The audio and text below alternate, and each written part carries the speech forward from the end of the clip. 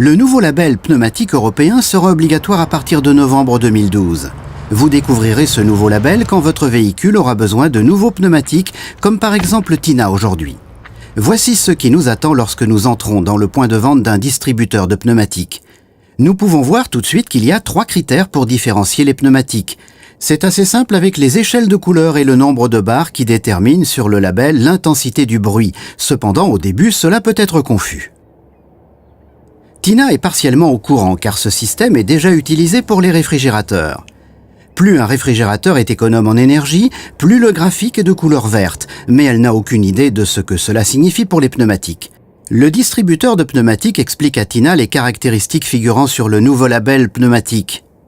Le label est principalement conçu pour informer sur 3 critères. La consommation de carburant, l'adhérence sur sol mouillé et le bruit de roulement externe. Pour les 2 premiers critères, la catégorie A représente la meilleure valeur. Pour le bruit de roulement du pneu mesuré à l'extérieur du véhicule, la valeur est exprimée en décibels. Ainsi, le consommateur a une vue d'ensemble instantanée. Tina veut connaître exactement ce que signifie chaque critère, quel est l'impact direct de chacun d'entre eux. Pour le découvrir, Tina fait de plus amples recherches pour récupérer des informations. Tout d'abord, Tina regarde la performance énergétique de son pneu ou l'influence sur la consommation de carburant de son véhicule. La réduction de la résistance au roulement interagit sur la consommation et sur l'émission de CO2. Quelle différence y a-t-il entre un pneu de catégorie B et un pneu de catégorie C? Allons réaliser le test. Le test commence à Hanovre. Un pneumatique de catégorie C pour la consommation de carburant utilise 0,10 litres de plus pour une distance de 100 km par rapport à un pneumatique de catégorie B. Mais s'applique-t-il aussi à de longues distances? Pour le découvrir, le voyage continue vers le sud. Tina traverse l'Allemagne, passe par la Suisse et se dirige vers le nord de l'Italie. Le voyage se termine à Milan après 1000 km. C'est vrai, le pneumatique de catégorie C a utilisé 1 litre de plus qu'un pneumatique de catégorie B. Et les calculs peuvent continuer de la même façon. Un pneumatique de catégorie E utilise environ 2 litres de plus de carburant pour plus de 1000 km et un pneumatique de catégorie F utilise 3 litres de plus qu'un pneumatique de catégorie B. La catégorie D n'est pas utilisée. Donc le critère sur la consommation de carburant est explicite. Voyons celui de l'adhérence sur sol mouillé. Tina réalise le test.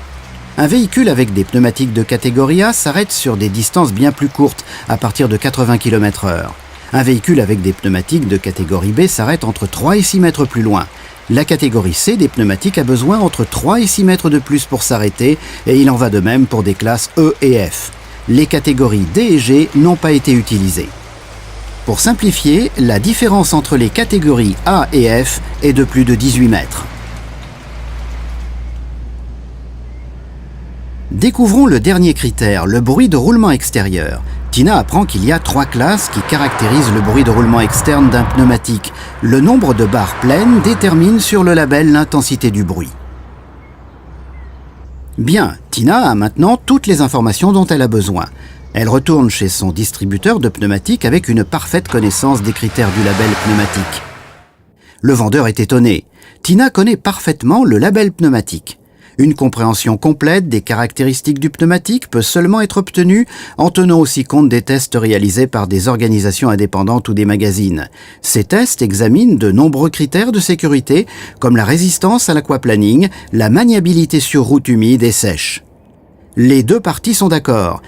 L'étiquette fournit une bonne vue d'ensemble, mais ne peut pas remplacer les conseils du distributeur de pneumatiques.